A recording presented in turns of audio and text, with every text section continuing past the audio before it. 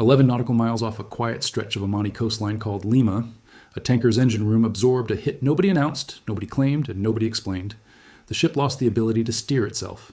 21 miles further along the same coast, near a point called Kasab, a second tanker's crew watched an explosion erupt in the water just off their hull. 2 ships, 1 narrow stretch of sea, a handful of hours. And by the time the sun came up over the Musandam Peninsula on Saturday morning, whoever ordered this had already made a mistake they may not fully understand yet, because the strait they meant to frighten into submission did the exact opposite of what they wanted. Stick around, because this is the story almost nobody connected correctly this weekend, and getting it right actually matters for what happens next. Let's start with the confirmed facts, because they matter more than the speculation swirling around them. The United Kingdom Maritime Trade Operations Centre, the British Navy-backed authority that tracks exactly this kind of incident, reported 2 separate security events off the coast of Oman early Saturday. A tanker struck by what UKMTO called an unknown projectile suffered damage to its engine room and was left not under command, meaning the crew could no longer steer or power the vessel. No injuries, no oil spill. A second tanker's master reported a large splash, followed by an explosion close to his own hull, though that ship escaped without damage. Both incidents sit right at the mouth of the Strait of Hormuz, the passage through which roughly a fifth of the entire planet's oil consumption moves every single day. Here is the part that turns this from a routine maritime incident into something worth 20 minutes of your time. Whoever did this was almost certainly trying to send a message about control. Instead, they exposed exactly how little control they actually have left. Think about the logic behind an attack like this for a moment, because it only makes sense if you assume the attacker wants 3 specific outcomes. First, spook the shipping industry enough that insurers raise their rates and companies start avoiding the strait. Second, remind Washington and its allies that the waterway carrying a fifth of the world's oil is not fully secured, no matter how many warships patrol it. Third, do all of this without leaving fingerprints, so the political cost of getting caught never actually lands. That is a coherent strategy on paper. In practice, this weekend, every single piece of it backfired. Start with the fingerprints problem, because this is the part that should genuinely worry whoever gave the order. Nobody has claimed the strike. Not Iran's government, not any Iranian-aligned militia, nobody. And in the absence of a claim, the default assumption across nearly every outlet covering this story, from American networks to Gulf state media, has been Iran anyway. That is the trap hiding inside deniable warfare. You avoid the legal and diplomatic consequences of an open act of war, but you cannot control who the rest of the world blames in your silence. Iran got the suspicion without the leverage a public claim would have provided, and got none of the negotiating currency that comes with an enemy fearing your next move, specifically because they know it was you. Now, here is where the backfire becomes concrete rather than theoretical, because the timing lines up in a way that should worry Tehran more than almost anything that has happened in weeks. CBS News reported this exact weekend that the United States and Israel are finalizing plans for what officials described as one of the harshest bombing campaigns of the entire war, aimed directly at Iran's energy infrastructure, with strikes possible throughout Saturday and Sunday. That plan did not appear out of nowhere. It has been building for days. But an unclaimed strike crippling a tanker at the exact mouth of Hormuz, in the exact window that plan was being finalized, does not create hesitation in Washington. It creates justification. Every hawk inside that planning process now has a fresh, vivid, undeniable example to point to when arguing that Iran cannot be trusted to leave shipping alone, even during a fragile pause. If the goal was to slow down the harshest strikes yet, the opposite happened. The tanker strike handed the people planning those strikes their best argument yet for pulling the trigger. Let's talk about the second backfire, the one involving insurance and shipping, because this is where the numbers get genuinely dramatic. Traffic through the Strait of Hormuz has reportedly collapsed by as much as 77% compared to normal volume, according to tracking cited this weekend. Read that figure slowly.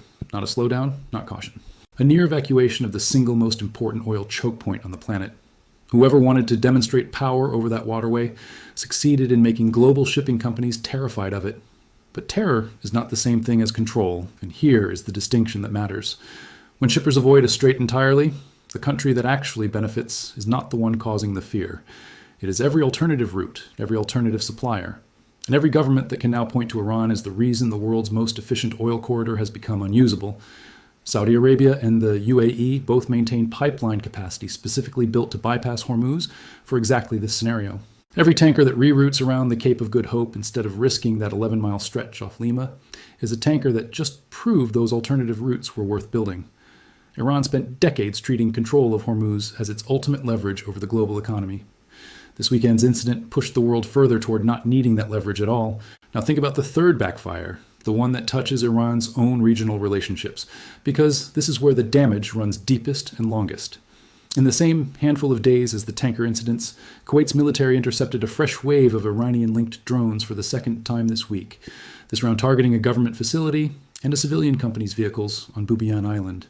Egypt absorbed its first drone strike of this entire war at a Mediterranean port, a country that had managed to stay entirely outside the direct fighting since February. Bahrain reported a drone strike igniting a fire at an industrial site around the same window. None of those three countries are combatants in this war in any formal sense. All three have now taken direct hits within roughly a week, on top of a mysterious tanker strike sitting right off a fourth country's coastline, Oman, which has spent months trying to stay neutral enough to broker exactly the kind of diplomatic solution this region desperately needs.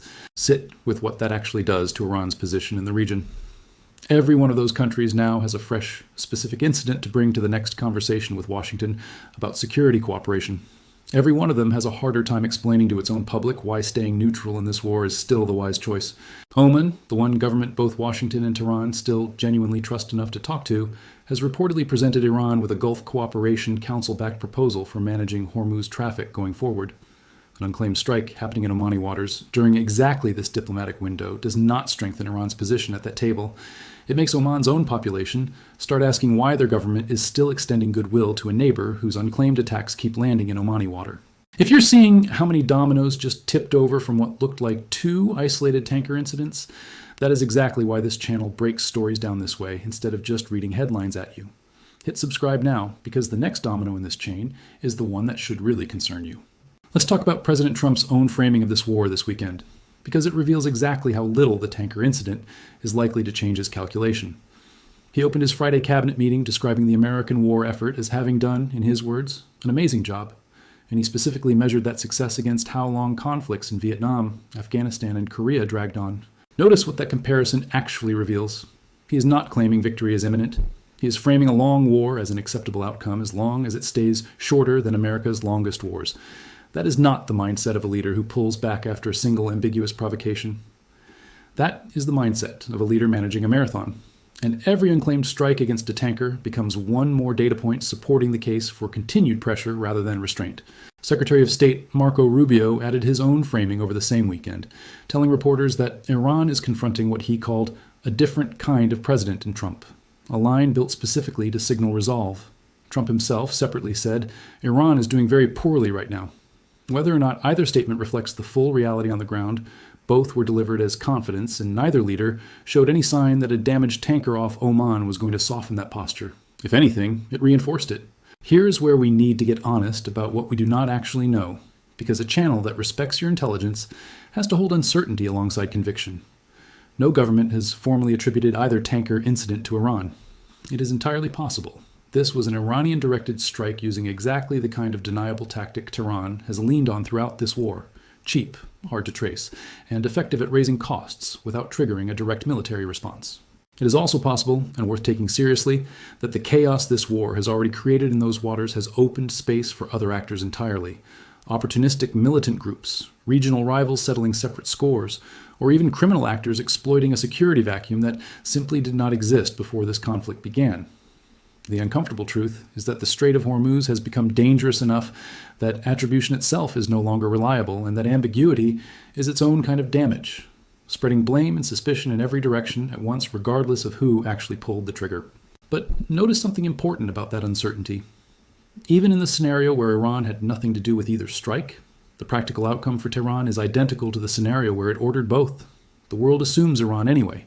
The energy strike plan against Iran's own infrastructure moves forward anyway. Gulf neighbors grow warier of Iran anyway. In other words, whoever benefits from chaos in that strait, Iran is paying the reputational price for it regardless of guilt, which means even total innocence would still function as a strategic backfire, because deniability only protects you if the world actually withholds judgment. And this weekend, the world did not. Let's zoom out and look at why tankers specifically keep becoming the target of choice in this conflict rather than warships, because understanding that choice explains why this tactic works short-term and fails long-term at the exact same time. A warship shoots back. It carries weapons, sensors, and an armed crew trained to respond within seconds. A commercial tanker carries none of that. Its only defense is a radio call after the damage is already done. Striking one produces genuine economic shockwaves without risking a fast attack boat or a drone to Allied return fire. That is precisely why this tactic has been reached for again and again throughout this war. But here's the trap built into it. A warship strike is unambiguously an act of war, provoking an immediate, proportional, and internationally justified military response. The tanker strike is deniable in the moment, but cumulative in its damage to the perpetrator's credibility over time. Because eventually the pattern becomes so obvious that deniability stops functioning as protection and starts functioning as evidence of exactly who benefits from this kind of chaos. There's a simple piece of game theory sitting underneath why this specific approach keeps decaying in value the longer it gets used. And it is worth walking through slowly because it explains almost everything about where this conflict is heading. The first time a deniable strike happens near a strategic choke point, the world genuinely does not know who to blame, and that uncertainty is real leverage. Every subsequent strike that follows the exact same shape, same weapon description, same lack of claim, same waters, same timing relative to diplomatic pressure, erodes that uncertainty a little further. Analysts studying pattern behavior do not need a confession. They need repetition. And repetition is precisely what happened here, an echo of an incident from early July repeating almost beat for beat in early August. Once a pattern repeats enough times, intelligence services, insurers, and foreign governments alike stop treating each individual incident as a mystery and start treating the entire category of incident as effectively signed. At that point, the tactic has quietly converted itself from deniable pressure into something closer to an open signature, minus the political benefits an actual open claim would have provided. You get all of the blame that comes with responsibility and none of the coercive value that comes with the credit for having caused it. There is a historical parallel here that deserves real attention because it shows exactly how this specific playbook has already backfired once before, in these same waters, against the same country. During the tanker wars of the 1980s, both Iran and Iraq targeted commercial shipping through Hormuz for years, each side betting that raising the cost of the other's war would force concessions without inviting direct confrontation. It did not work the way either side hoped. Instead, sustained attacks on neutral shipping eventually drew the United States Navy directly into an escort operation, reflagging Kuwaiti tankers under the American flag and physically accompanying them through the Strait, a level of direct American military presence in those waters that neither Tehran nor Baghdad had originally wanted to provoke. The tactic designed to raise the cost of war for the other side, instead, invited exactly the outside intervention both governments had been trying to avoid. 4 decades later, the geometry has barely changed. An attack meant to demonstrate Iranian leverage over global shipping instead hands American and Allied planners a fresh public justification for exactly the kind of deepened military presence Iran has spent this entire war trying to push back against the Strait. And there is a second audience watching this weekend's incident with a very different set of concerns than Washington's, one that rarely gets mentioned in coverage focused entirely on the American and Israeli side of this war. China remains Iran's single most important economic partner, buying the overwhelming majority of Iranian oil that manages to reach export markets despite years of sanctions, much of it moved through a shadow fleet of tankers built specifically to dodge Western tracking. That relationship depends entirely on the Gulf remaining stable enough for tankers, including Iran's own shadow fleet, to keep moving. Beijing has no interest whatsoever in a Strait of Hormuz too dangerous for commercial shipping to use, because a large share of the crude oil feeding Chinese refineries still transits that exact same water, regardless of whose flag any individual vessel happens to fly. A Tehran that keeps making its own primary economic lifeline more dangerous is not strengthening its position with the one great power still willing to buy its oil. It is quietly testing the patience of the one relationship it can least afford to damage, at a moment when every other relationship in the region is already fraying. There is an even older historical warning worth placing next to that 1980s precedent, because it shows the same backfire pattern operating on an even larger scale a century earlier. During the First World War, German naval strategists calculated that attacking merchant shipping without warning would starve Britain of supplies quickly enough to end the war before it mattered who else got drawn in.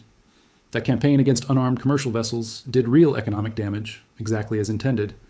It also did something the planners in Berlin badly underestimated. The sinking of civilian and neutral-flagged ships, ships with no military purpose at all, became the single clearest justification a previously reluctant United States needed to abandon neutrality and enter the war directly against Germany. A tactic engineered to avoid drawing a major outside power into the conflict became the exact reason that power joined it. The lesson sitting inside that history has nothing to do with the specific weapons or the specific century. It is that attacking civilian shipping, however deniable it feels in the moment, has a long track record of converting cautious, reluctant outside powers into committed ones, because nothing unites international opinion. against a state faster than the perception that it is willing to endanger ordinary commercial vessels to make a political point. Let's talk about what this specific incident does to the economics of oil right now, because the mechanism moves faster than any diplomatic statement and touches people who will never hear the word Musandam. War risk insurance premiums for vessels transiting Hormuz have already climbed sharply through this conflict, and every unclaimed strike resets that pricing higher, because insurers do not need proof of responsibility to raise a rate. They only need enough uncertainty to justify one, and this weekend produced uncertainty in abundance. That cost lands first on shipping companies, then on the price of the cargo itself, then eventually on a fuel pump or a grocery shelf somewhere thousands of miles away from the water where any of this actually happened. Here is the backfire hiding inside that mechanism. Higher global energy prices, driven by fear of Iranian action, tend to strengthen political support in Washington for aggressive countermeasures, not weaken it, because voters feeling pain at the pump want their government to end the source of that pain, not negotiate patiently with it. An attack designed to pressure the world into accommodating Iran's demands instead pressures the world into wanting Iran dealt with faster. It helps to understand exactly how the insurance mechanics behind that pricing shift actually work, because it is not simply traders guessing at risk in the abstract. Marine insurers and the syndicates that back them maintain formally designated high-risk zones for exactly this kind of waterway, and an incident like this weekends typically triggers a review of whether the boundaries of that zone need to widen and whether the premium multiplier attached to entering it needs to climb. Those reviews do not require certainty about who fired the projectile. They only require enough documented incidents in a short enough window to justify treating the entire area as elevated risk, regardless of attribution. 2 incidents inside a single night, on top of an earlier strike from the same summer, is precisely the kind of clustering that pushes underwriters toward exactly that kind of reclassification. And once a zone gets widened, it tends to stay widened long after the specific headlines fade, because insurers are considerably more comfortable overpricing a risk that never quite goes away than underpricing one that resurfaces the moment they relax. This is not the first time this exact pattern has played out in these exact waters during this war. Back in early July, a Qatari-flagged tanker carrying liquefied natural gas caught fire off this same stretch of Omani coast, after what UKMTO also described as an unknown projectile strike. Iranian state television suggested at the time that the vessel had ignored warnings, without Tehran ever formally claiming responsibility for the attack itself. That earlier incident followed the identical shape repeating itself this weekend, an unexplained strike, a vague suggestion of justification floated through state media, and an official government position of complete deniability. If that playbook had actually worked the first time, in the sense of gaining Iran real leverage at the negotiating table, there would be no reason to run it again a month later. The fact that it recurred suggests either Iran genuinely believes deniable strikes still carry value despite the accumulating reputational cost, or someone else entirely has learned that this exact tactic, in this exact location, reliably gets blamed on Iran without much scrutiny, which is its own kind of strategic problem for Tehran, regardless of who is actually responsible. There's a human cost sitting quietly underneath every one of these strategic calculations that deserves a moment before we move toward where this leaves us. Somewhere on that crippled tanker off Lima, a crew with no connection to any government's negotiating position spent Saturday morning trying to restore power to a vessel that could no longer control its own movement in one of the most heavily trafficked waterways in the world. They are mariners, not soldiers, doing work that until recently did not require wondering whether tonight's watch might end with an unexplained impact against the hull. Many shipping companies operating in this region have already begun rerouting entirely around the southern tip of Africa rather than risk that passage, a detour that can add close to 2 weeks to a single voyage, burning additional fuel, extending crew rotations, and delaying cargo that economies on every continent are waiting on. Every one of those rerouted voyages is a quiet vote of no confidence cast by the people who actually have to sail through that water, rather than the people arguing about it from a podium thousands of miles away. There's also a political reaction building inside Washington that deserves attention, because it shows how this incident is already being converted into fuel for exactly the kind of hardline position Iran would presumably want to avoid provoking.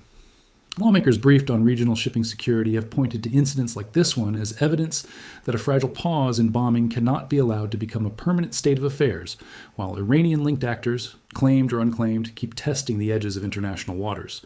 That argument does not require proof of Iranian responsibility to gain traction.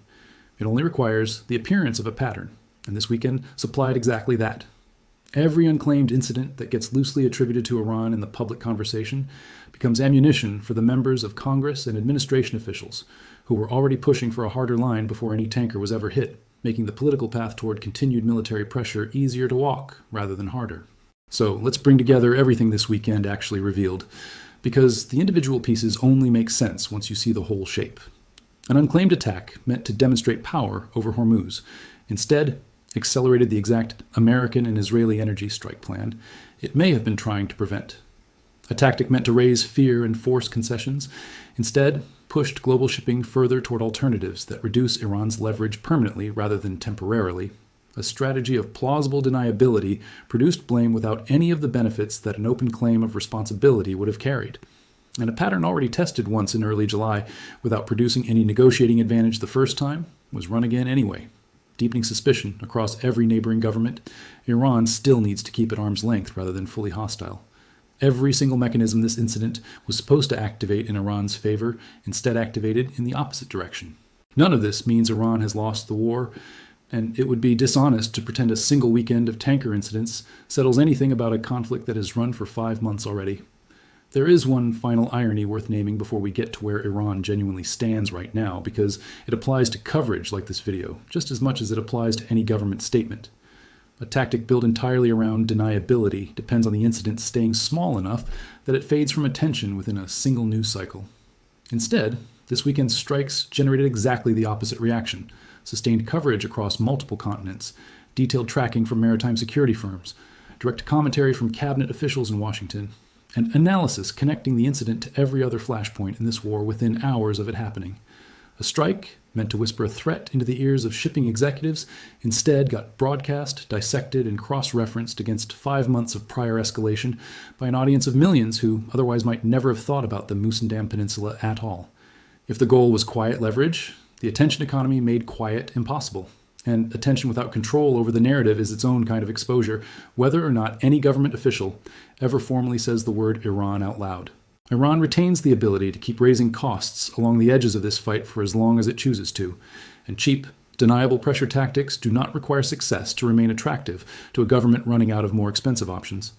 But there is a difference between a tactic that still gets used and a tactic that still works, and this weekend's evidence suggests the gap between those two things has grown wider than it was even a month ago.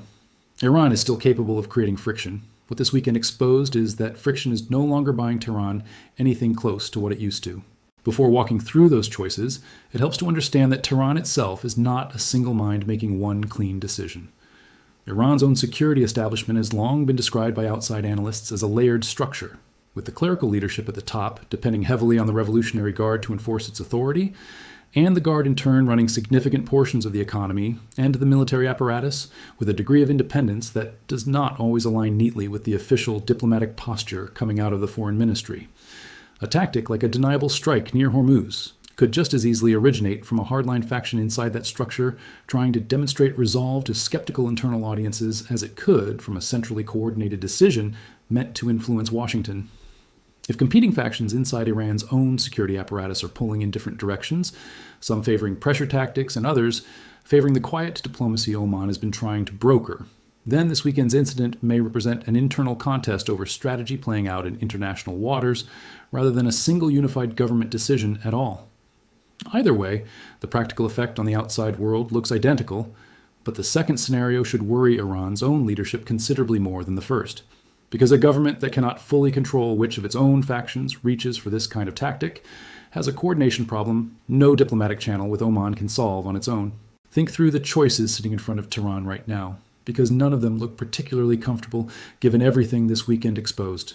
One path is to keep running this exact playbook, betting that eventually the cumulative pressure of deniable strikes forces Washington toward a settlement more favorable to Iran, even as every fresh incident narrows international sympathy a little further and hands hardliners in Washington one more argument for escalation rather than restraint.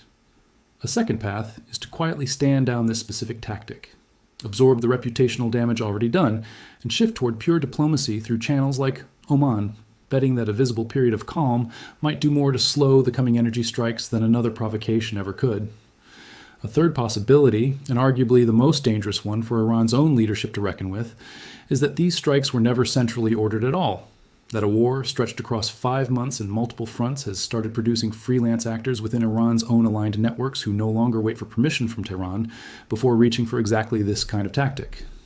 If that third scenario is closer to the truth, then Iran's government is not just losing the propaganda argument over responsibility. It may be losing operational control over the very network of pressure tactics it spent years building at precisely the moment unified command matters most. None of those three paths offers Iran an obvious way to reclaim the leverage this weekend's incident was presumably meant to demonstrate. That is the deepest layer of the backfire sitting underneath everything else. A tactic built around deniability only pays off if the world eventually rewards the deniability with restraint.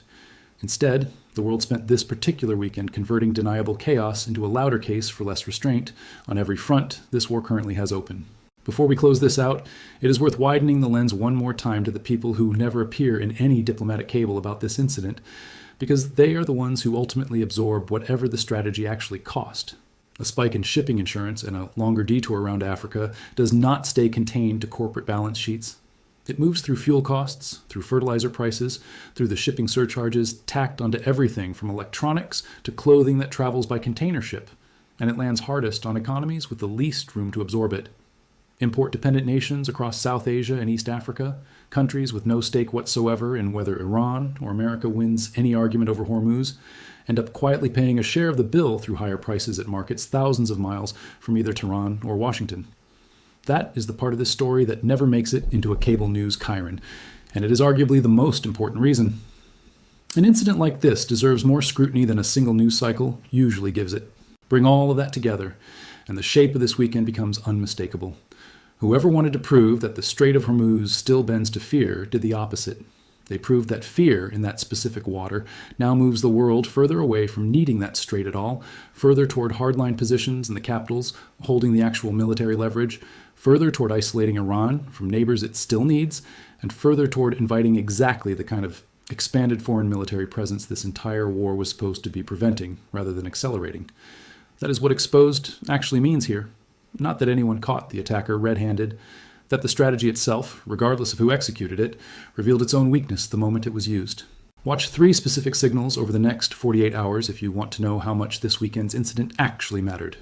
Watch whether the energy infrastructure strikes CBS reported actually launch on the scale described, or whether they get scaled back or delayed, because that single decision tells you more about Washington's real calculus than any public statement will. Watch whether Oman's proposal to Iran over Hormuz management survives this incident, or quietly stalls, because a mediator whose own waters just absorbed an unclaimed attack has every reason to lose patience with the process it was trying to protect.